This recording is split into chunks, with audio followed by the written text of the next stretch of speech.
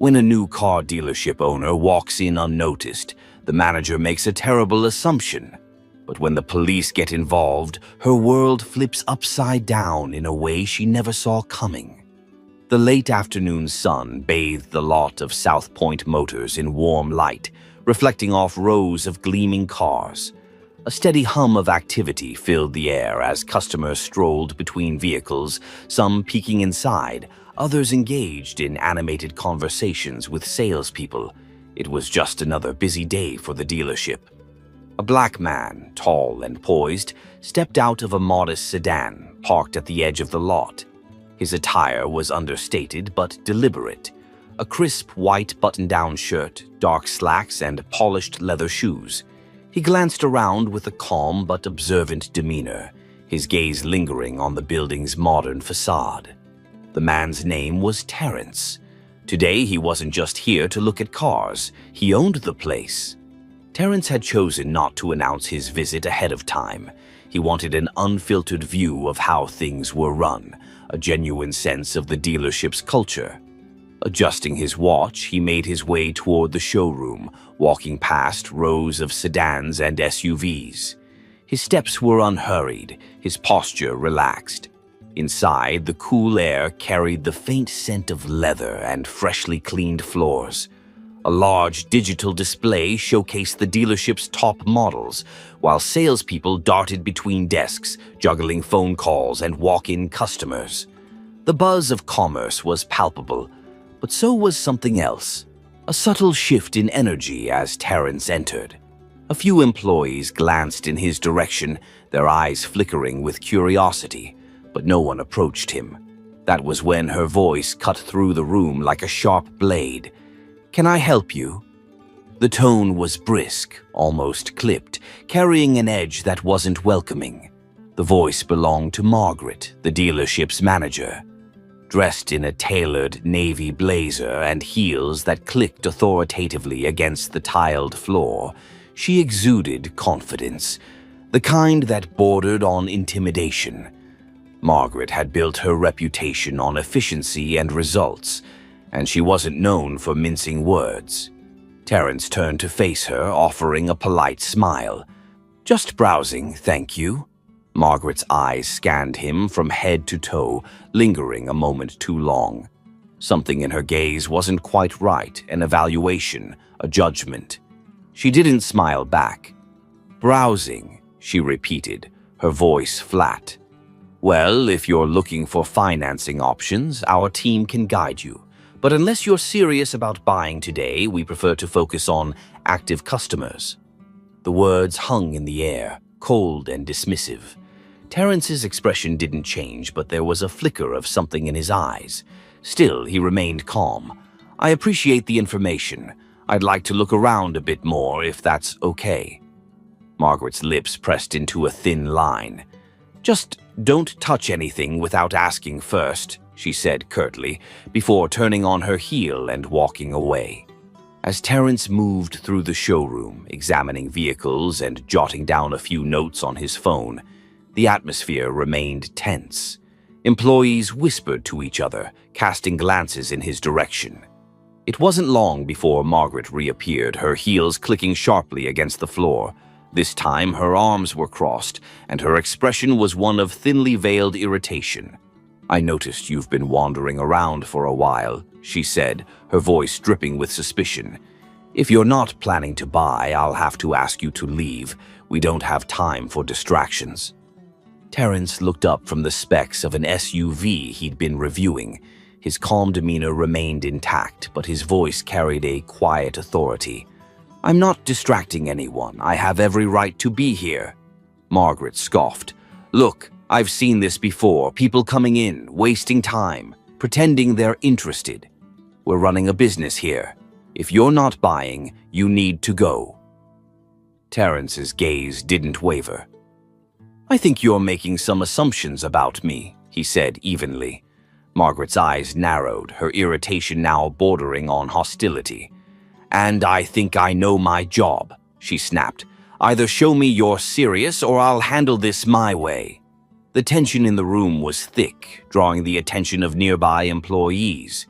They watched silently, unsure of what to do. The stage was set for a confrontation, but Terrence remained composed. He didn't argue, didn't raise his voice. He simply met Margaret's sharp gaze with an unshakable calm that only deepened her frustration. And that was just the beginning. Margaret stood there, arms crossed, her gaze unrelenting. The faint hum of conversations in the showroom seemed to quiet, the air thick with tension. Terrence tilted his head slightly, letting out a small sigh before responding. "Handle it your way?" he asked, his voice calm but firm. "What exactly does that mean?" Margaret straightened her blazer and gave a dismissive shake of her head. "It means I have to ensure my team and our customers feel comfortable. And right now, you're making people uncomfortable by wandering around without a clear purpose." Terrence raised an eyebrow. "Uncomfortable?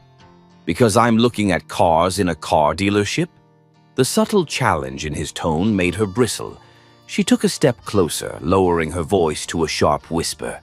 "Look, I don't know what your deal is, but we've had enough people come in here wasting time, asking for test drives, then vanishing when it's time to talk numbers. So unless you're ready to buy, I suggest you leave." Terrence stared at her for a long moment, his expression unreadable. Then he smiled, a small, knowing smile that only seemed to irritate Margaret further. "I don't recall asking for a test drive. I'm just observing. Is that against your policy?" Her face flushed slightly, but she didn't back down. "You're disrupting my staff, and I won't allow that." From across the showroom, a young salesman hesitated, clearly overhearing the heated exchange. He looked as if he wanted to step in, but thought better of it. Margaret noticed his hesitation and shot him a glare, silently daring him to intervene. Terrence remained composed, his voice measured. "I'd be happy to speak to someone higher up if you think I'm an issue." Margaret let out a dry laugh. "Higher up? I am the manager." "There's no one else you need to speak to." Terrence took a step back, his hands sliding into his pockets. "Good to know," he said simply. Her frustration boiled over. She turned to the nearest desk, picked up her phone, and began dialing. "If you won't leave on your own, I'll have someone escort you out." Terrence watched her calmly, his expression unchanging. "You're calling the police over someone looking at cars?" Margaret didn't respond, her focus on the phone. As she gave a brief explanation to the dispatcher, her voice carried a mixture of annoyance and authority. "Yes, there's a man here who's being uncooperative. He's refusing to leave the premises despite multiple requests." A few employees exchanged uneasy glances, their movements slowing as the weight of the situation sank in. One of them, a receptionist, whispered to a coworker, "Do you think she's overreacting?" The coworker shrugged uncomfortably, avoiding eye contact with either Terrence or Margaret. Terrence stood quietly, his gaze steady on Margaret.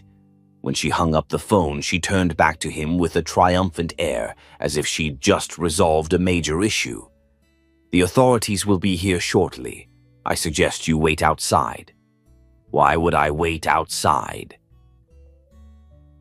Terrence asked, his tone still calm. "I haven't done anything wrong." Her voice rose slightly, enough to draw more attention. "You're trespassing. You've been asked to leave and you're refusing. That's enough." At that moment, an elderly couple entered the showroom, their cheerful chatter faltering as they sensed the tension. Margaret quickly plastered on a strained smile, gesturing for one of her salespeople to attend to them. The couple cast curious glances at Terrence as they were led to a nearby desk. Meanwhile, Terrence shifted his weight, pulling out his phone and scrolling through it nonchalantly. He looked utterly unbothered, which only seemed to inflame Margaret further. "You're not taking this seriously, are you?" she said, her voice low but sharp. He glanced up, his expression calm but with a hint of something harder to define, perhaps amusement, perhaps pity. "I take respect seriously," he said, But you don't seem to, so here we are."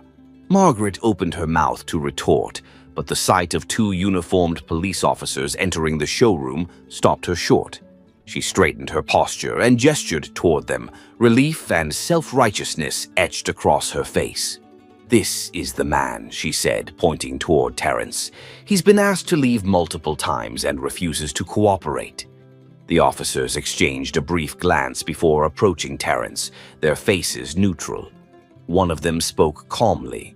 "Sir, we received a call about a disturbance. Can we speak with you for a moment?" "Of course," Terrence replied, his tone courteous. He slipped his phone back into his pocket and folded his hands in front of him. Happy to clarify anything. The stage was set for the confrontation to escalate, but Terrence's calm demeanor and Margaret's growing tension hinted that this wasn't going to play out as she expected. The two officers, one tall and broad-shouldered, the other shorter with a steady gaze, approached Terrence. Their manner was professional but cautious, reading the tension in the room. Margaret stood a few feet away, her arms crossed, looking triumphant. "Sir," the taller officer began, his tone even, "we were called because there's been a report of a disturbance. Can you tell us what's going on?"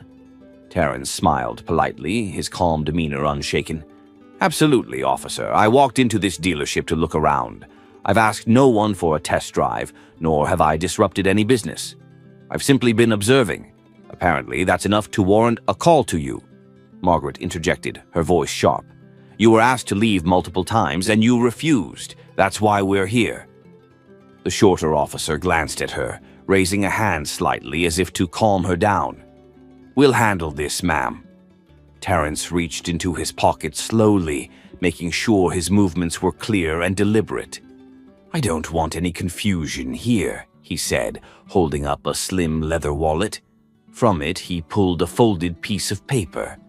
"This should clear everything up." The officers exchanged a glance as Terrence handed the paper to the taller one. Margaret's expression faltered slightly, her confident stance wobbling. The officer unfolded the document and began reading. His brows furrowed at first, then lifted in surprise. He handed it to his partner, who skimmed it, before looking up at Terrence with wide eyes. "You're the shorter officer began, trailing off. Terrence nodded. "Yes, I'm the new owner of South Point Motors. I finalized the acquisition last week. I decided to visit today unannounced to see how things run on a typical day."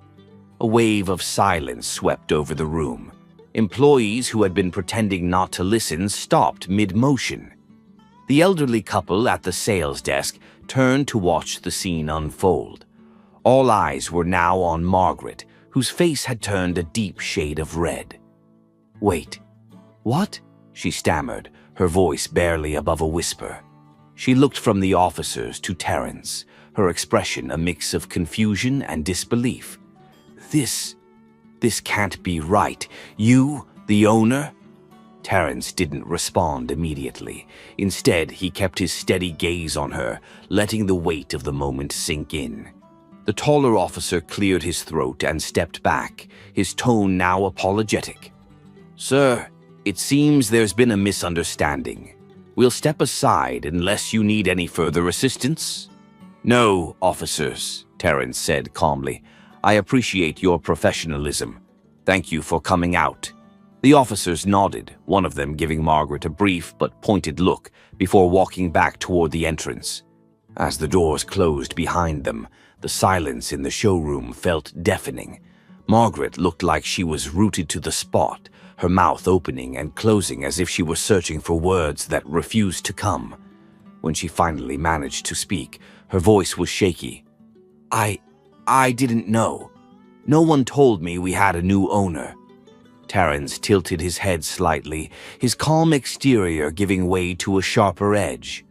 "And that justifies how you treated me. How quickly you assumed I didn't belong here." I thought," Margaret began, but Terrence cut her off. "You thought what?" "That I couldn't possibly be serious about buying a car. That I was here to cause trouble." Tell me, Margaret, how many other customers have you treated like this because of what you thought? Her face crumpled slightly and she looked away, avoiding his gaze. The employees around the room stood frozen, unsure whether to intervene or stay silent.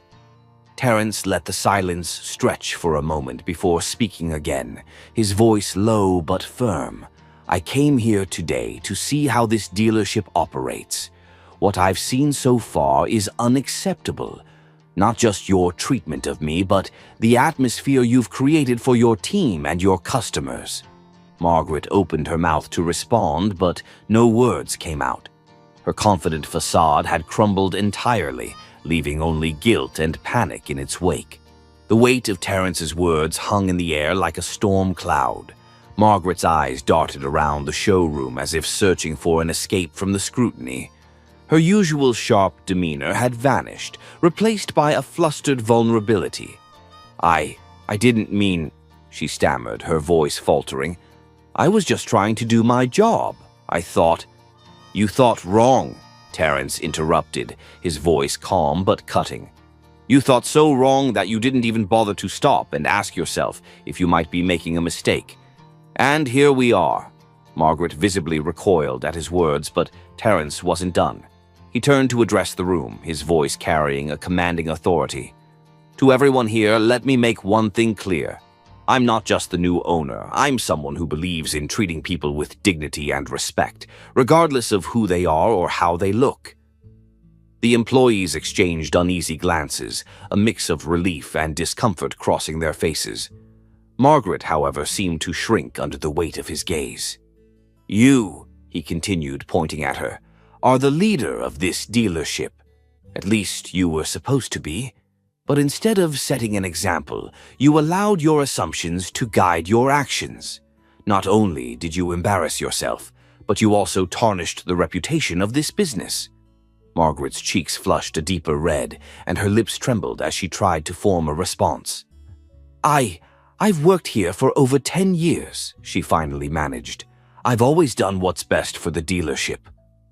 "Is that what you think this was?" Terrence asked sharply. "Best for the dealership, calling the police on a potential customer, or anyone for that matter, without cause. Treating someone with disrespect because they didn't fit into the box you decided they belonged in."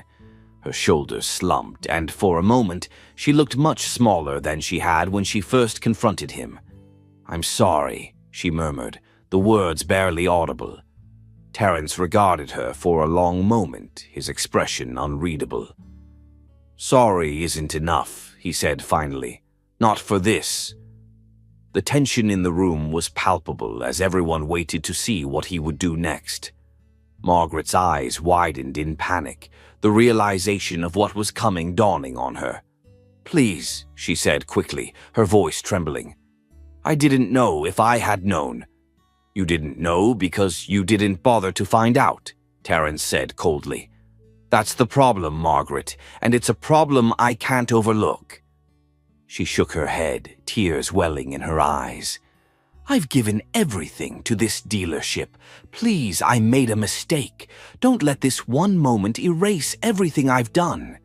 Terrence's gaze softened just slightly, but his tone remained firm. "This isn't about erasing what you've done.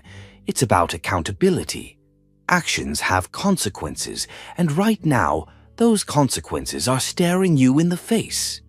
The room was so quiet that the faint hum of the air conditioning could be heard. Margaret wiped at her eyes, but she didn't argue further. She knew there was no point. Terrence turned to the employees who had been watching silently. "As of this moment, Margaret is no longer the manager of this dealership. I'll be personally overseeing operations until we find someone who embodies the values we want to uphold here." A few gasps echoed through the room and Margaret's face crumpled. "Please," she whispered one last time, but Terrence didn't respond. His decision was final. He turned back to her, his voice steady but not unkind. "Take this as a lesson, Margaret.